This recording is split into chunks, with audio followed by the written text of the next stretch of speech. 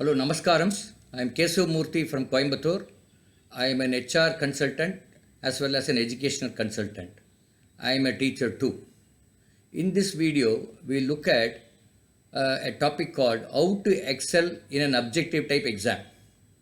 Objective type exams are followed in most of the competitive exams such as NTSC or bank exams or TNPSC exams, UPSC exams, and exams meant for selection for higher studies such as GRE, NEET, JEE, etc. Now let us look at in detail how do we excel and make sure that we succeed in some of these exams. This is primarily be useful to students and people who are appearing for competitive exams and for teachers and parents too. So first of all, we need to understand the nature of the exam. The nature of exam is an objective type exam. There will be one question, there will be 4 or 3 options, and then one of the option will be the most appropriate answer. And if you get the right answer, you will get 4 marks.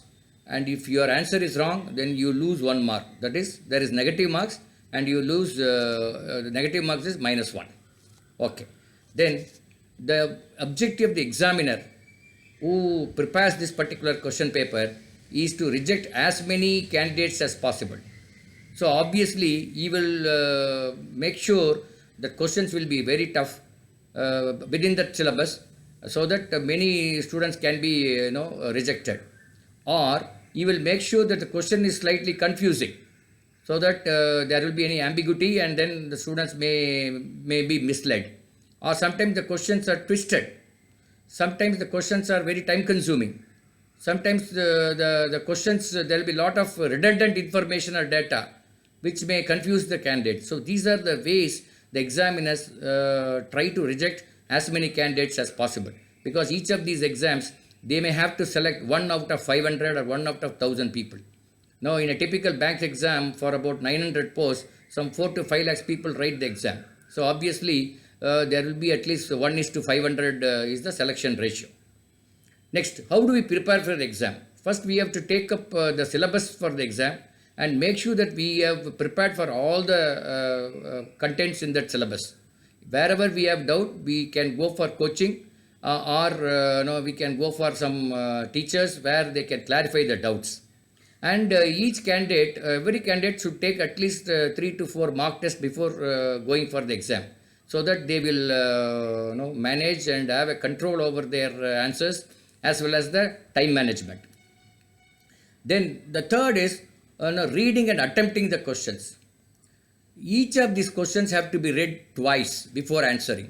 Even if the question is clear and without any ambiguity, then also you have to read it for the second time, so that you are 100% sure of understanding of the question. Then you can answer the question.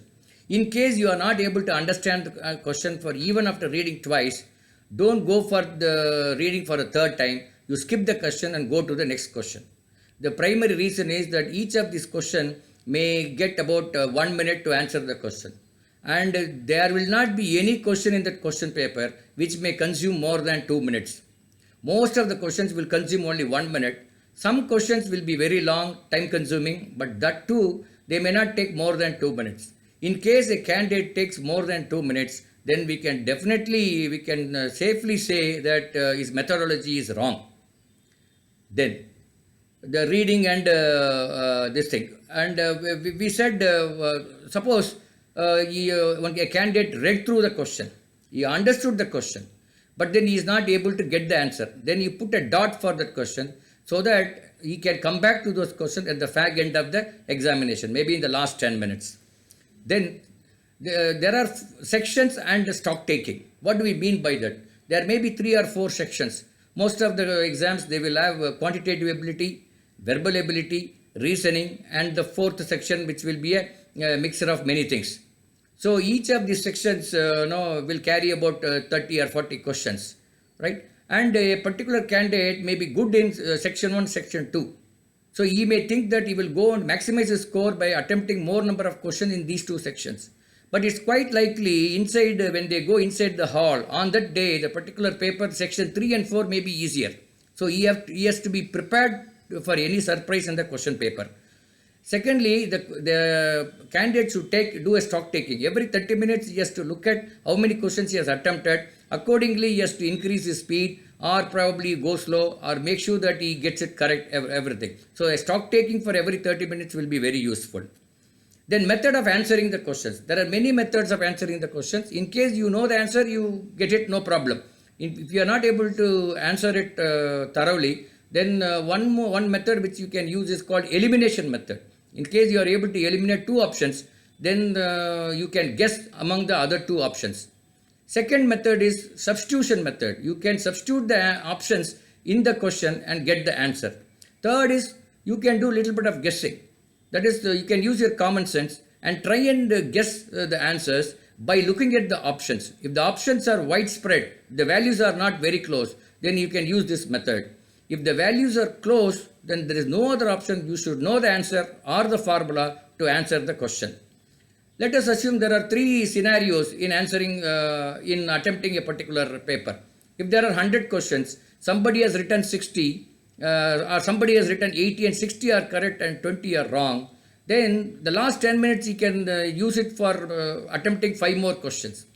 If he has answered only 60 and 50 are correct and 10 are wrong, then for last 10 minutes he can try to attempt 10 more questions. But if he has answered only 50 and 45 are correct, because his accuracy is good, then he can use that last 10 minutes to answer even 15 questions so that he can maximize his attempt and increase your score. And the last thing is that a candidate has to have a mentoring. Somebody has to mentor him throughout his studies, maybe his teachers who teaches the subjects, or it could be somebody else who would mentor him on a monthly basis so that he will be guided by the mentor to improve his score. This mentoring will help or enhance his success rate in these competitive exams. I hope this video is very useful to all of you. Thank you.